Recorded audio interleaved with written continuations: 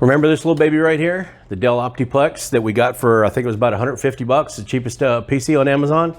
Refurb unit, came very clean, very good, did okay, not a gaming PC. But I think we can squeeze a few extra frames per second out of it because I'm gonna add RGB.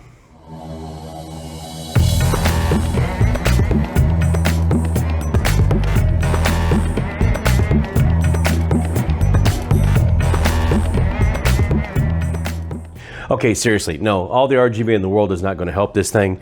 And we already did try the GT1030, so if you haven't seen that video, go ahead and you can take a look at that. But spoiler alert, it didn't help hardly at all in this, maybe a couple of frames per second. So what we've done is we've managed to get our hands on a GT1030. This one has DDR5 memory. There are a couple of different models of this. There's one that has DDR5 and one that has DDR4, and they're very different. They probably cost about $30 difference right now. It's way too overpriced. This should only be about $10 difference, and you should be able to get this card for like, I don't know, 50 bucks or something. It costs more than that, but it is still the most affordable option that might do this computer some good. So one thing before we really get started, if doing this obviously is it's not a cheap venture when you go out and you spend $100 on a video card or 150 bucks on a computer. And if you ever want to contribute to my delinquency, you're more than welcome to go to buymeacoffee.com and just kind of you can if you want to, you can read through the blogs. They're not a lot of them are tech related, but I've been trying to sprinkle a little bit of stuff in there. You're always welcome just to throw $5 in there or something like that. Buy me a coffee. $5 goes a long way, and I sure would appreciate it. And while you're at it, if you're not already subscribed, hit that red button down below. It's always a good idea. Makes you feel better, makes me feel better. Well, I hope it makes you feel better. It'll definitely make me feel better. So we went ahead and put it in, and the first thing that I'll mention, it's got a decent heat sink on here with a fan, just a single fan. It does keep it relatively cool. I was very, I guess I was pleased. I don't know if I was really surprised. It's not a big card to begin with, and as you can see, it is a smaller form factor. It's got a digital out and a HDMI on the back. I've got a cap on it. It's not going to win any like peeing contest, but I mean, to give this thing a little bit of extra oomph, it might be worth it, or I thought it might be worth it, so I give it a shot. The GT1030, couple of years old, obviously, it's a couple series back, and it gives about the same graphical performance as the HP pre-built, the Ryzen processor and the HP pre-built that we were talking about a couple months ago.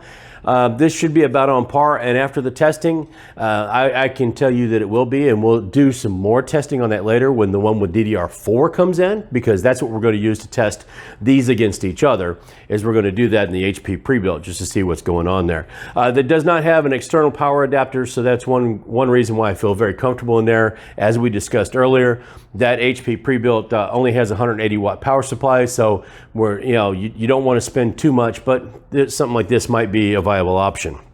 But anyway, we did go ahead and slap this 1030 into that machine and ran some benchmarks to see how it'll do against, first of all, the integrated graphics that were originally in here, and then the GT730 paperweight that we went ahead with a big heat sink and all that.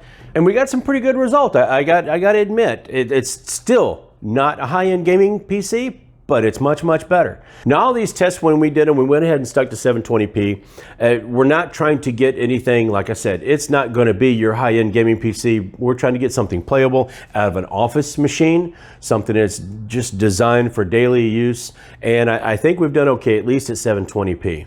We always start with Shadow of the Tomb Raider, no exception here. The first time we couldn't get it to run on the integrated graphics at all. With the GT730, we were able to get 11 frames per second, and we've actually got something playable on the GT1030. GT1030 ends up being about 36 frames per second, and it worked out pretty well for us.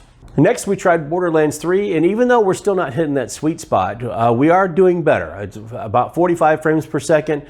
It ran pretty decent. It was even playable at over 30 frames per second on 900p. We'll explore that in a different video. I went ahead and did 900p and 1080p and all that, but I wanted to go ahead and match it up with what we had already done in this one first, just to see what was going on. So 720p, again, we got decent results. It is playable. Not that, like I said, not that magic 60 frames per second second, but it is something definitely that's playable. With Dirt 5, it's not quite that 30 frames per second. Now, to be fair, it ran fairly smooth. It did not run bad, but it didn't quite get up there. And if you remember, we couldn't get anything at all out of the integrated graphics. It was just complete no-go. With Dirt 5, we're kind of limited by the VRAM. It's only got 2 gig of VRAM on the board itself, so we do run into limitations there. And this, for some reason, it caps it off, or it doesn't really. It did run pretty much under full load, but it still didn't seem like it was taking advantage of the card itself, and I'm not quite sure why that is. It's the one anomaly that's in this test, but it's an important anomaly because it runs on DirectX 12, and it's one of those things that we're just going to see more and more titles like this that take advantage of that extra graphics processing and that extra memory, and sometimes they don't run so well. We could almost get 30 frames per second, and to tell the truth, it was fairly smooth and playable, but still, we didn't quite get up there to that 30 frames, not even at 720p. And it's just, yeah, it's not quite going to get there with that. Far Cry 5, we had a very, very playable 45 or 46 frames per second. It was overall pretty smooth, and I liked the way it looked. I didn't have any issues out of it. And again, we're going to explore this more later with 900p and 1080p in another video when we compare the one with DDR4 memory. But that's games like Far Cry 5, and I don't know how it's going to do with Far Cry 6 that's due out later this year or next year, but at least for games like this, we're getting some playable frame rates at 720p, and it looks okay. I'm going to say it's okay, especially for an office machine. And then, of course, a title like CSGO, we're getting close to 100 frames per second in CSGO. You can't complain about that. So I'm sure that a lot of your esports or titles like that will run pretty well, and I might run a couple more just to see. I might start testing out something like Valorant or whatever to see. But CSGO being one of those esports titles that a lot of people look at and play, 100 frames per second, it did very, very well. And considering how small the machine is, how small the graphics card is, and that it's only got one little fan, I was pretty impressed with the fact that it never really got that hot either. Even running games like Borderlands 3 didn't get as hot as some of the other video cards I've had in there did. And probably because it is just a smaller frame, but that little fan, that little cooler did pretty well on this thing, keeping it nice and cool and nice under control. So I can't be upset with that at all. This one happens to be a gigabyte card. The one that's DDR4 memory is also a gigabyte card. Last I heard of it, it was still in Jamaica waiting to be dropped off at the courier or transferred to the courier so that maybe I can get it delivered soon. It's been on order for almost 3 weeks now, and within that time I bought this, had it ordered, delivered, and we've already tested it. So that other one definitely was on the slow boat from China. So you might want to stick around for the DDR4 versus DDR5. We're going to match that up in the old HP pre-built that we're still playing around with. There are still other videos going around with that and to do with that. So we'll see what happens next. But anyway, if you don't mind, go ahead and throw a like on it if you liked it. Throw a thumbs down if you disliked it, but kind of let me know why. Don't be rude about it, but kind of let me know why. And then, as always, don't forget to visit me on the other socials. Subscribe if you'd like, or please, do anyway.